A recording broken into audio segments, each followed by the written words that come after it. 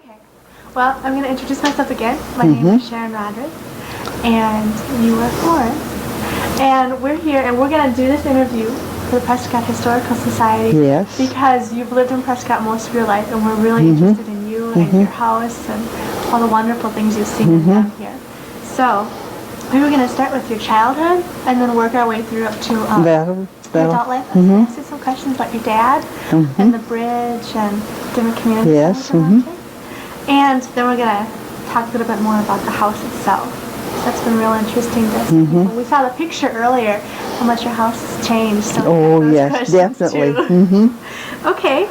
Well, you said you were born in midway between here and River Falls. On a farm. On a farm in River Falls, and you moved here when you were 6? Between 6 and 7. I went to 1 year to school in the country school, and I started school in the 2nd grade here. Okay. My dad bought this house, I think, in 1912 or 1913. What did you think of school when you were real young? Well, I always liked school very much. You went to the country school, you said? Just 1 year. Just 1 year? And when you came here, where did you go to school? Prescott School. The Prescott school? Was there just one? There was just one school there, and it was a beautiful old brick building, as I remember it now. And there was a great big clock on top that had been given to the school by a Mrs. Bailey. Oh, okay. And there was a 1st and 2nd grade downstairs, the 3rd and 4th, and the 5th and 6th. Upstairs was the 7th and 8th in high school.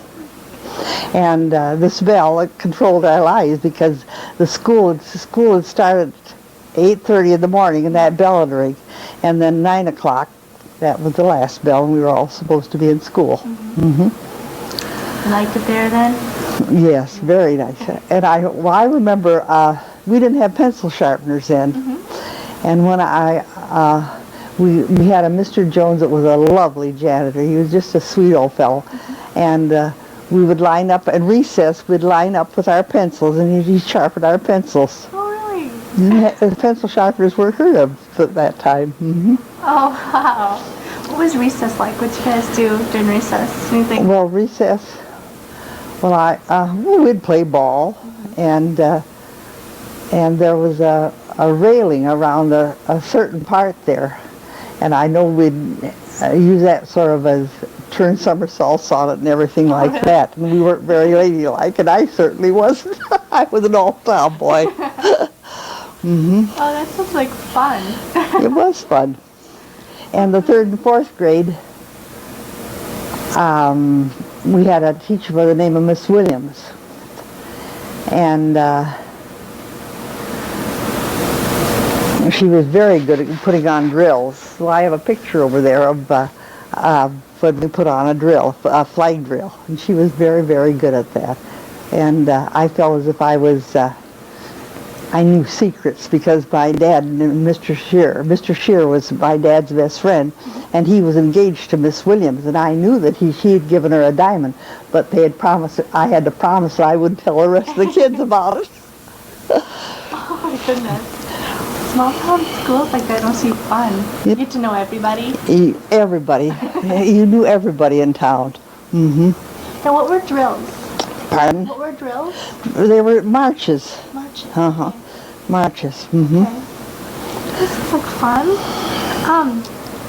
What did the children do for recreation during the summer and the winter? Did you guys go study? Well, 3rd grade is right. We call this 3rd grade out here. And nobody during the winter went up with their sleds or anything like that. That was just for kids to slide down. We all had flexible flyers. Oh, okay. And we went skating when it was due, and we went skiing. We did everything that they did in the wintertime. We did. Did you guys ever skate out on the river? Yes. You see, sometimes it would be beautiful skating, especially after the lake froze and there was no snow. And then we could skate way, way up the lake. And I remember one time I skated way up the lake, and oh, the wind was blowing, and it just took us up. And one by one, they turned around and come back. But I didn't. I kept on skating. And then when I did turn around, I thought I was never going to get home. Finally, I saw a little figure coming up, skating up the lake, and it was Mr. Gould, he lived in our apartment here, and he skated up to get me, and he pushed me home. How old were you then? Oh, I must have been about maybe in the 5th grade. What type of things did you guys do during the summer? Well, of course, we would swim all summer, and of course, all the kids that lived near the lake, they could go near the water, and occasionally somebody on the hill would want to come down, and their parents would say, yes, you can go down and stay with Florence, but you can't go near the water. And that'd be the first place we'd go for. Oh. And my brother had a canoe, and I had a canoe, and I used my brother's. Oh, we just had a lot of fun in the summertime. Oh, just lots. And then Prescott was a great town for baseball. We had a city team, and every Sunday we would go to baseball games. Sounds like fun. Did you ever play baseball or softball yourself? Oh, sure. We all did. Well, we played baseball right out here in front of my house, because you see, Steamboat Inn wasn't there. There was a hall there, and so there was a tree that we used for baseball, and then on the sidewalk there was another tree that was second base, and then across the street was a telephone pole, and that was third base. And we play right out in the street, but of course there weren't cars going by then. And besides that, number 10 didn't turn in here. It went right straight up the hill. Oh, okay. Okay. You know, I heard about the Croydale Center. Was that where the Steamboat is? No. No? There used to be a hall over there. Okay. The Oddfellows Hall, and that was everything. All our activities were centered there, because high school didn't have a gym, they didn't have an auditorium, but that had we played all our basketball games there, and all the dances were there, and the plays were there. It was just used for everything. Was it the adults? Did they use it for everything? Oh yes, Oddfellows Hall, I think that was a organization, like the Masons and so forth. Yeah. And up on 3rd floor they had their rooms for their lodge, and then on 2nd floor there was a great big dining room, and on the main floor, that was where they played basketball or had silent movies, or they had plays, or just everything, because that was the only place in town to meet. That sounds so fun. But it was so close to you, right? Very close to me. Next door, you could have parties all the time. All the time, yes. Oh, that sounds like so much fun. I was going to ask you, what type of chores did you do when you were a child? Well, I hate to tell you, I can't remember that I ever had to do any. I think I had, once in a while I had to wipe dishes and occasionally make beds, but I don't think I ever had chores that I had just simply had to do. What did your dad do when you were younger? Well, my dad was a farmer, and then he came to town, and he worked in the city a couple of years, and then he and Mr. Shearer decided that it would be nice if we had a toll bridge here, because Hudson had a toll bridge, and they were raking in the money, and so they formed an organization and sold stock, and there was a ferry here, and they bought the ferry out, and they built the bridge. Oh, that's right. I had heard about that. I was going to ask you some more questions about that a little further down. I wanted to ask you, we've got some questions about that, and the gear house and so forth, your involvement and all of that. I was going to ask you just a few more questions about Prescott, too. There was a history of Prescott schools written by, I think it's Mary Beeler. Mary Beeler, yes. Did you know her at all? Oh, yes, she's a fine girl. What can you tell me about her? Well, she's a local girl, and she's very interested in history, and she has written a book on the history of Prescott. Okay. And she's real interesting in that, and she's a very fine girl. Did you contribute to the book? I don't think I did. No, I think it wasn't that extensive. Okay. Before you were talking about you taught in River Falls, and did you ever teach in Prescott? Yes, I taught in Prescott too, because when I was teaching in Beloit, my parents were getting real old, and I thought I should come home. So then I worked in the post office, and then they asked me if I wouldn't like to come up and teach 3 days at high school here, and I did. What The type girls. of things did you teach? I taught Phi Ed. Oh, you taught Phi Ed? Oh, fun. Did you teach any, did you have any after-school activities that you helped teach? Yes, I think I had the Girls Athletic Association. And you remember that was a time, you can't remember that. But the time I graduated from high school in 1925, and I went to lacrosse in 1926. And after, we could play other schools, but after 1926, they passed that law, that WIAA, that no girls could play in other schools. Oh. And that went on until many, many years. Hard to remember that. You just had to have intramural sports. And then we had what they call play days.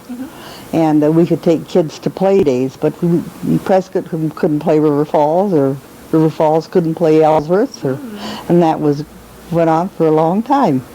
I had never heard that. Yeah, that's true. Interesting. And that I was teaching here in high school when I think the WIAA did away with that ruling, and then they could play other schools. Everybody was really happy about that. Yes, they were. Of course they were. Oh, wow. You've had a really exciting life. Yes, I have had. It sounds like so much fun. Oh my gosh. Well, you said you taught high school like 3 days a week, and you taught the Phi Ed. Did you teach anything else? 3 days a week, no. Not to all girls. Okay.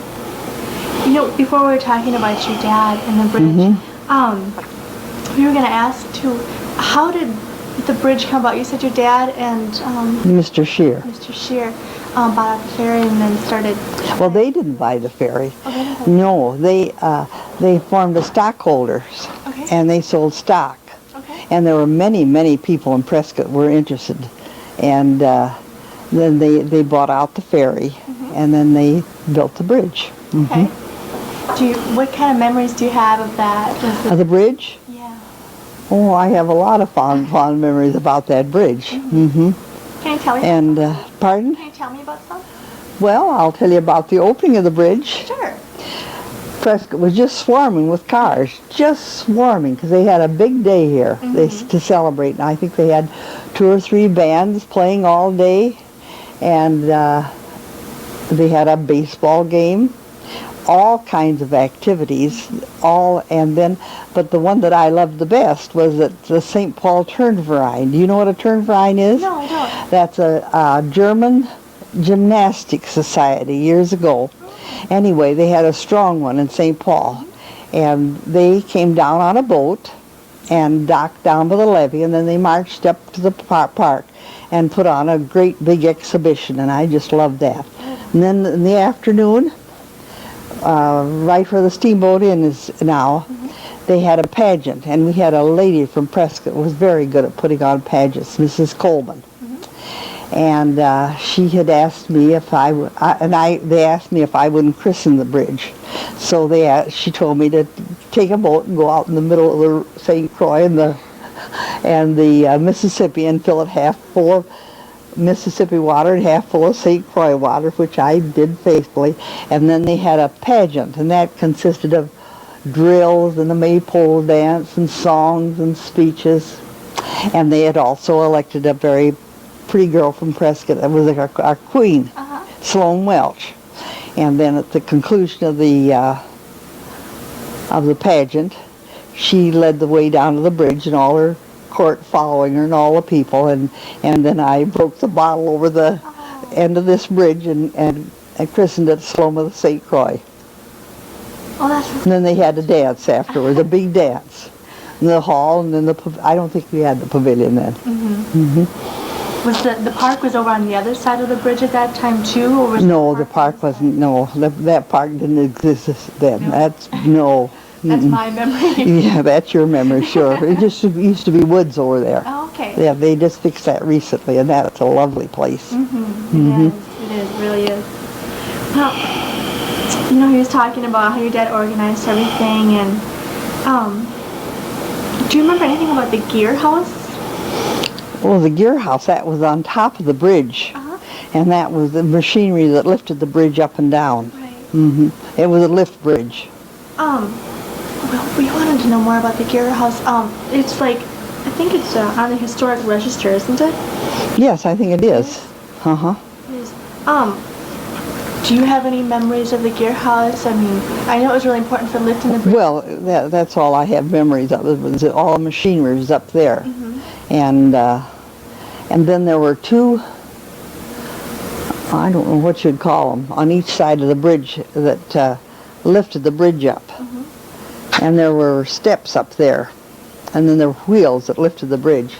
And I remember I was always afraid of heights. So everybody else would climb to the top of the bridge there, and I wouldn't. One day Dad bothered my father because he wasn't afraid of heights at all. So he said, you come down the bridge when nobody's here. And I said, yes, I would. And he said, now you climb to the top of that bridge. And he said, don't look down. Just climb up. And I remember I climbed up and I lay just flat in that little platform. And I wiggled around and I came down. But I climbed up it anyway. Oh, wow. Must have been a really good day. A really good feeling. But kids didn't bother them, but heights always bothered me. Oh, wow. Oh, and then another time, my very good friend and I, 4th of July, we decided that we would dive off the bridge to celebrate 4th of July. Well, she just sailed right off that bridge and made a beautiful entry.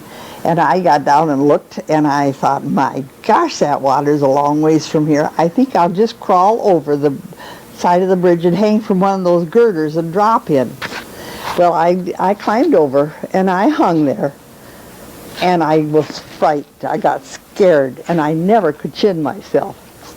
There I hung, couldn't get up, couldn't get down. Finally, they told my father, and Dad came over and he said, Florence, you better let go. So I did, and I entered the water feet first. What did your father have to say about that afterwards? Oh, nothing. I can't remember anything happened about that. Oh, fun. Well, we were going to ask you some questions about your membership in the Prescott Area Historical Society. How did you first get involved with that? With the Historical Society? Oh, my goodness. I was kind of interested in the history of Prescott, and it just started out very small, and I guess it's growing quite rapidly, and they have a nice new historical old bank building that they have purchased. I think it's very nice. I haven't been up to see it, but I hope to get up there sometime. Okay, you'll have to come up and review this videotape. Pardon? You'll have to come up and review the videotape and yes. see everything. I'd like to see it. It's gonna be fun. Well, you know, you've worked with a lot of people probably over the years. Have you worked with any volunteers or done any volunteering yourself that's real memorable for you? Well, I must have, but I can't think of anything right now. That's okay. That's perfectly okay. Well, I was going to ask you a few more questions about the churches in this area.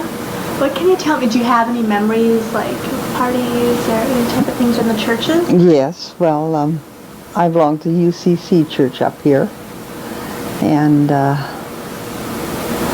I can remember when the old one. I think I can remember when this new one was built, 1915, I think.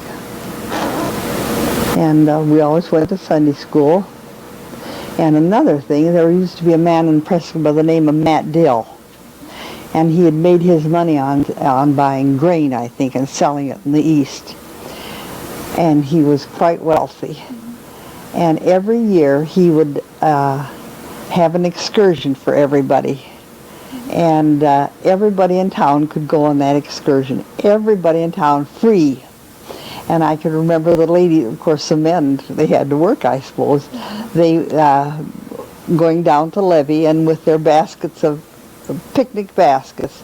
And then we'd all go on the excursion, and the older girls, I was younger then, they'd always ask Uncle Matt if they could dance. And then he'd say, yes, that'd be fine.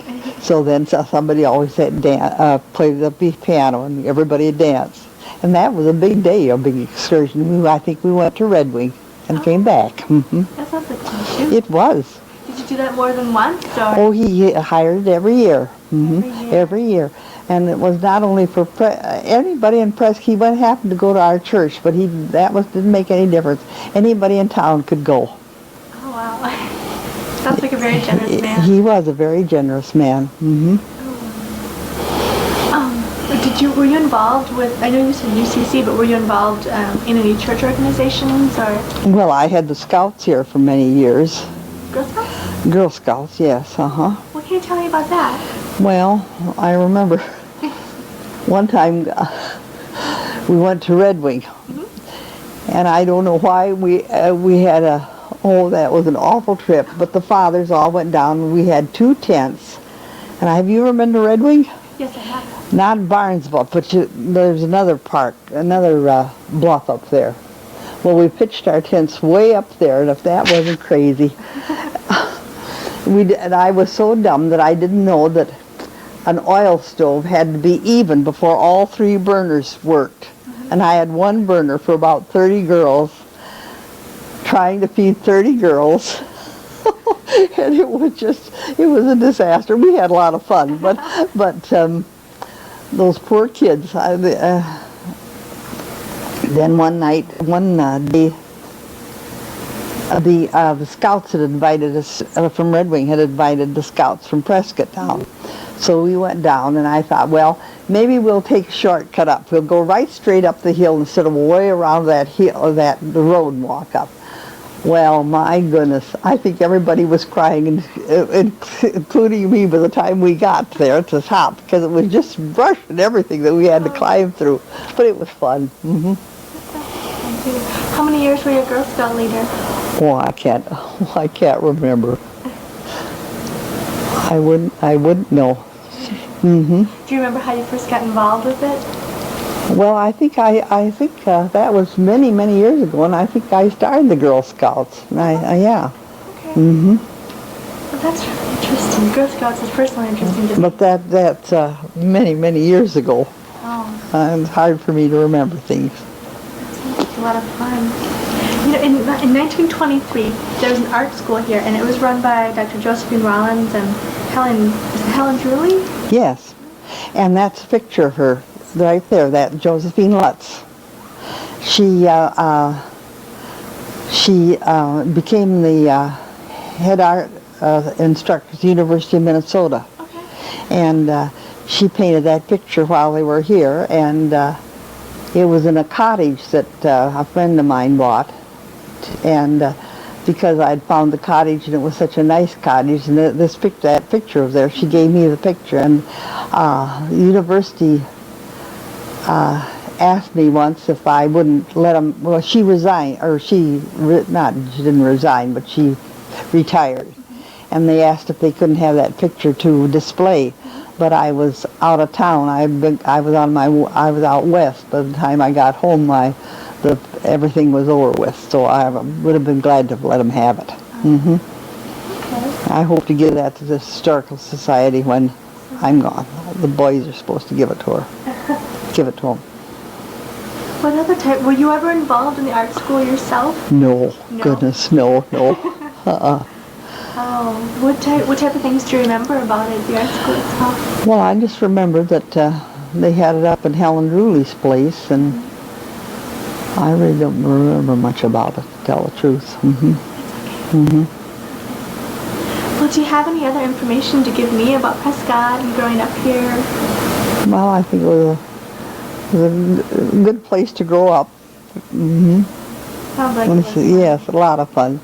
And having the lake for a recreation park, I think it was a great place to grow up. Do you have any questions for me? No, I have any questions for you. Okay. Well, how did you get involved in this? How did I get involved in this? Well, I'm a history student too at River Falls, and one of my professors asked me if I'd maybe want to think about doing this, and then Amy came to talk to me, and I said yes, I'd like to do this. I like talking to people. Good. And all that stuff, so I like to talk to people such as yourself and ask questions. Well, That's nice. How I got into this. But I want to thank you very much for your time. You're very welcome, I'm sure. I hope I could contribute something to it. Well, I'm sure you have. Thanks. You're very welcome. Goodbye.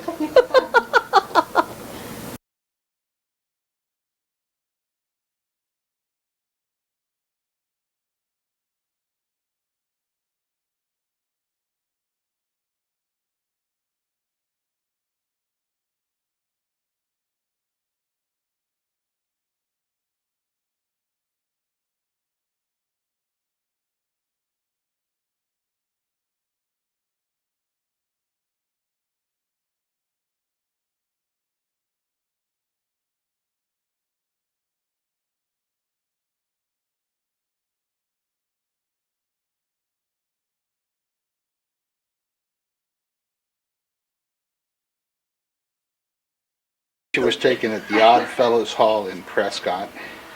Florence is the fifth person from the left. I could get into this whole hall.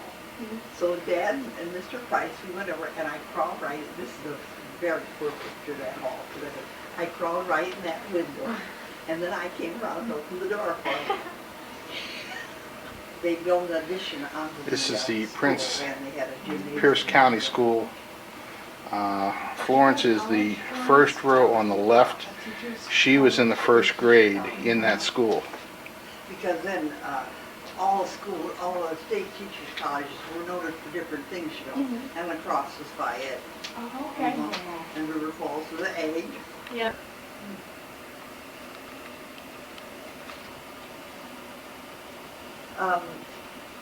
Miss Branson was a Fayette teacher. And then after that, I kept it, so every chicory I went to, I'd ring that bell, and then the people had to come out and treat us. That's a good idea. Perfect. And that old clock out there, that's an old Seth Thomas. This is Florence's parents. And my granddad threw that away, and my